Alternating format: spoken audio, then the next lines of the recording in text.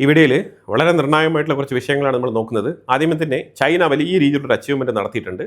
ഏത് രാജ്യം നടത്തിയാലും നമ്മൾ നടത്തിയും തന്നെ പറയുന്ന ഒരു രീതിയാണ് നമുക്കുള്ളത്.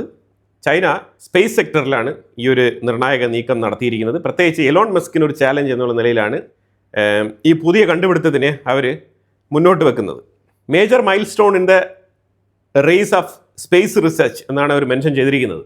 അതായത് റോക്കറ്റിൻ്റെ ബൂസ്റ്റർ ഉണ്ടല്ലോ, ആ ബൂസ്റ്റർ തിരിച്ചിറക്കിയിരിക്കുകയാണ്. അതേപോലെ അതായത് റീയൂസബിൾ ചെയ്യാൻ പാകത്തിന്, അതായത് എലോൺ മസ്കാണ് ഇത് ആദ്യം ചെയ്ത് കാണിച്ചത്, അത് ചൈന അച്ചീവ് ചെയ്തിട്ടുണ്ട്. അപ്പം എലോൺ മസ്ക് ഹാൻഡിൽ ലെഗ് ആ ഒരു രീതിയിലാണ് അവർ ലാൻഡിങ് സാധ്യമാക്കിയിരുന്നത്. പക്ഷേ ചൈന ഒരു നെറ്റ് മെത്തേഡിലാണ് ഇത് നടപ്പിലാക്കിയിരിക്കുന്നത്. ഒരു ഓഫ് ഷോറിൽ വെച്ചിട്ടാണ് ഇത് പരീക്ഷണാടിസ്ഥാനത്തിൽ നടത്തി. ആ പരീക്ഷണം വിജയകരമായി തന്നെ പൂർത്തിയാക്കിയിട്ടുണ്ട്. ഹൈനാൻ എന്ന് പറഞ്ഞ ചൈനയുടെ സ്ഥലത്തു നിന്നും ലോഞ്ച് ചെയ്ത റോക്കറ്റ്, അതിൻ്റെ ബൂസ്റ്റർ കൃത്യമായിട്ട് ലോങ് മാർച്ച് 10B എന്ന് പറഞ്ഞ ആ റോക്കറ്റിൻ്റെ ബൂസ്റ്ററാണ് കൃത്യമായിട്ട് തിരിച്ചിറക്കിയത്. ഇത് വളരെ വലിയൊരു അച്ചീവ്മെൻ്റാണ്. ഇത് സ്പേസ് സെക്ടറിൽ തന്നെ വലിയ രീതിയിൽ, പ്രത്യേകിച്ച് ചൈന ഈ ഒരു ടെക്നോളജി അച്ചീവ് ചെയ്യുമ്പോൾ നാളെ ഇന്ത്യക്കും ഈ ഒരു ടെക്നോളജി അച്ചീവ് ചെയ്യേണ്ട ഒരു നിർബന്ധിത അവസ്ഥ വരികയാണ്. ചൈനയ്ക്ക് ചെയ്യാൻ പറ്റുമെങ്കിൽ തീർച്ചയായിട്ടും ഇന്ത്യക്കും ചെയ്യാൻ പറ്റണം. കുറച്ച് ടൈം എടുത്തെങ്കിലും ഇന്ത്യ ഇതിലേക്ക് ഫോക്കസ് ചെയ്ത് മുന്നോട്ട് പോകേണ്ടി വരും, അല്ലാതെ വേറെ മാർഗമില്ല. സൗത്ത് ആഫ്രിക്കയിൽ ഇല്ലീഗൽ ഇമിഗ്രൻറ്റുകളെ കൊണ്ട് ശല്യം സഹിക്കാൻ പറ്റുന്നില്ല. അങ്ങനെ south Africa nation wide search നടത്തി ഡോക്യുമെൻ്റ് ഇല്ലാത്ത കംപ്ലീറ്റ് ഇല്ലീഗൽ ഇമിഗ്രൻറ്റുകളെയും അറസ്റ്റ് ചെയ്തിരിക്കുകയാണ്. അവരെ ഡീപ്പോർട്ട് ചെയ്തുകൊണ്ടിരിക്കുകയാണ്. അതിൽ നിരവധി പേര് നൈജീരിയൻസ് ആണ്. പിന്നെ നെക്സ്റ്റ് രാജ്യമായിട്ട് ചൂണ്ടിക്കാണിക്കപ്പെടുന്നത് ഗാനയാണ്.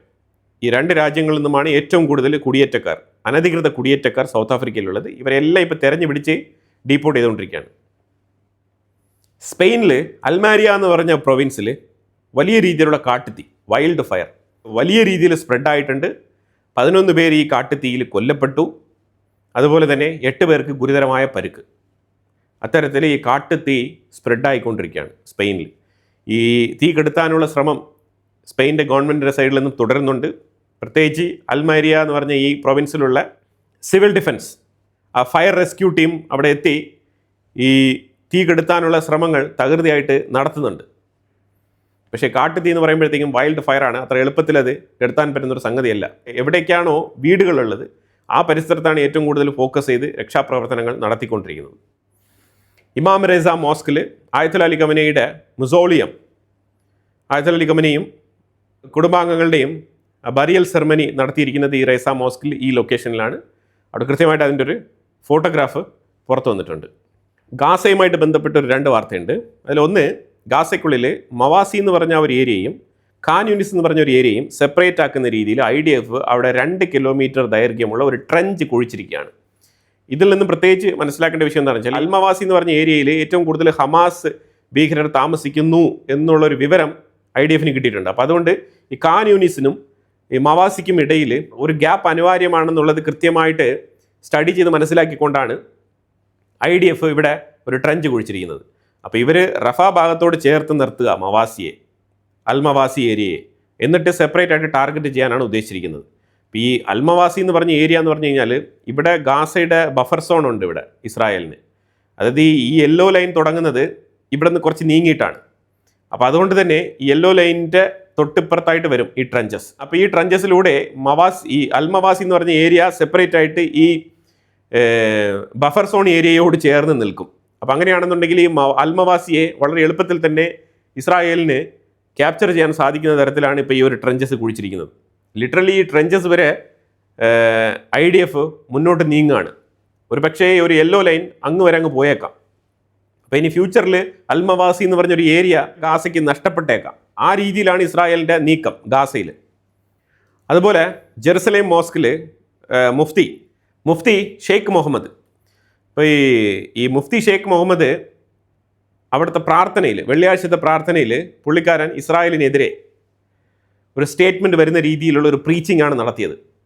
അത് കൃത്യമായിട്ട് ഇസ്രായേൽ നോട്ടീസ് ചെയ്ത് ഇത് പാടില്ലായിരുന്നു, ഇങ്ങനത്തെ പ്രചാരണങ്ങൾ ഗാസയ്ക്കുള്ളിൽ ഇത്തരത്തിലുള്ള ടീച്ചിങ്സ് കൊടുക്കാൻ പാടില്ല, അതും ഓപ്പണായിട്ട് വെള്ളിയാഴ്ചകളിൽ മോസ്കിൽ, അലക്സ മോസ്കിലാണ് പുള്ളിക്കാരൻ ഈ മുഫ്തിയായിട്ട് ജോലി ചെയ്യുന്നത്.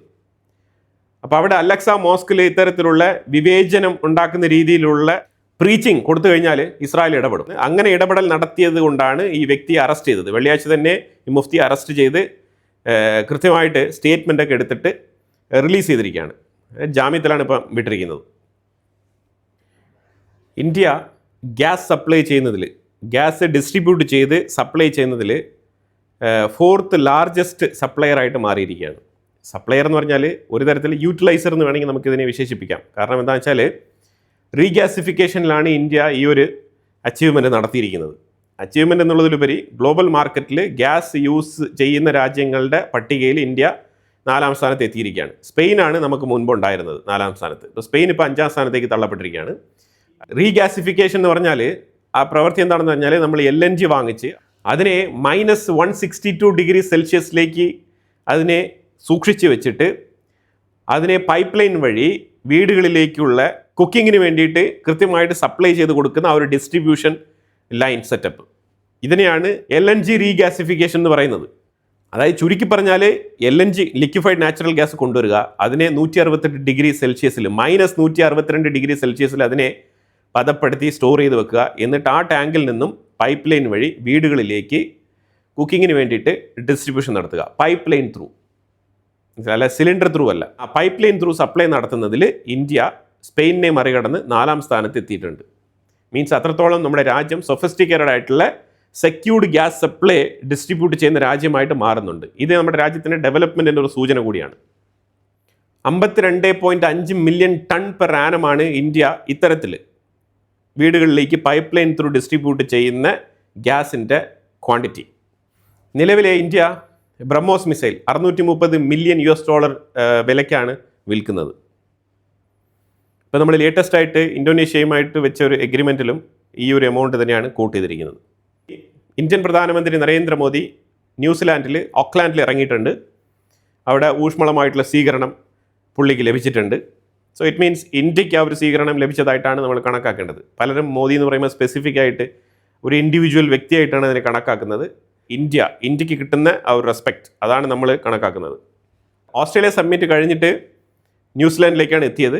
ന്യൂസിലാൻഡിൻ്റെ പ്രൈം മിനിസ്റ്റർ ക്രിസ്റ്റഫർ ലോക്സനാണ് ഡയറക്റ്റായിട്ട് പ്രൈം മിനിസ്റ്റർ മോദിയെ സ്വീകരിച്ചത്. 40 വർഷങ്ങൾക്ക് ശേഷം ന്യൂസിലാൻഡ് സന്ദർശിക്കുന്ന ഒരു ഇന്ത്യൻ പ്രധാനമന്ത്രിയാണ് നരേന്ദ്രമോദി. ആ പ്രത്യേകതകളൊക്കെ പ്രൈം മിനിസ്റ്റർ മോദിക്ക് ഉണ്ട് എന്നുള്ളതാണ് മനസ്സിലാക്കേണ്ടത്. Tremendous welcome by Indian diaspora in New Zealand. വളരെ ഊഷ്മളമായിട്ടുള്ള സ്വീകരണം തന്നെയാണ് ലഭിച്ചത്, അതിൽ യാതൊരു ഡൗട്ടുമില്ല. ഇന്ത്യയുടെ എക്സ്റ്റേണൽ അഫയേഴ്സ് മിനിസ്റ്റർ ജയശങ്കർ ഒമാനിലെത്തിയിട്ടുണ്ട്. ബൈലേറ്ററൽ ടൈസ് സ്ട്രെങ്തൻ ചെയ്യാൻ വേണ്ടിയിട്ടുള്ള ചർച്ചകൾക്ക് തുടക്കം കുറിക്കാനാണ് ഒമാനിലെത്തിയത്. പ്രത്യേകിച്ച് മിഡിൽ ഈസ്റ്റ് കോൺഫ്ലിക്റ്റ് നടന്നുകൊണ്ടിരിക്കുന്ന സാഹചര്യത്തിൽ ഒമാനുമായിട്ട് ആ പശ്ചാത്തലത്തിൽ ഒരു ചർച്ച നടത്തേണ്ടതിൻ്റെ ഒരു അനിവാര്യതയുണ്ട്. അപ്പം അത്തരത്തിലുള്ളൊരു സാഹചര്യത്തിലാണ് ഒമാൻ സന്ദർശനം ഇന്ത്യ നടത്തുന്നത്. ചൈനയുടെ 2 പൈലറ്റുമാർ അപകടത്തിൽ മരണപ്പെട്ടു.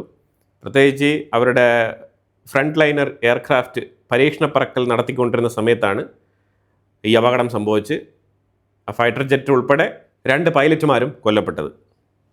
അപ്പോൾ എന്തായാലും വളരെ പ്രധാനപ്പെട്ട ഒരു ഹെഡ്ലൈൻ എന്ന് പറഞ്ഞു കഴിഞ്ഞാൽ ട്രംപ് പറഞ്ഞിരിക്കുന്നത് ഇറാനുമായിട്ട് ചർച്ചയ്ക്ക് തയ്യാറാണ്, പക്ഷേ സീസ് ഫയർ നിലവിലില്ല എന്ന് പറഞ്ഞിരിക്കുന്ന ഒരു വിഷയമാണ് ഹൈലൈറ്റ്. അതായത് വെടിനിർത്തൽ കണ്ടീഷൻ നിലനിർത്തിക്കൊണ്ടുള്ള ആ ഒരു സീസ് ഫയർ നിലനിർത്തിക്കൊണ്ടുള്ള ചർച്ച ഇനിയില്ല. ഇനി ചർച്ചയാവാം, പക്ഷേ സീസ് ഫയർ ഇല്ല എന്നാണ് പറഞ്ഞിരിക്കുന്നത്.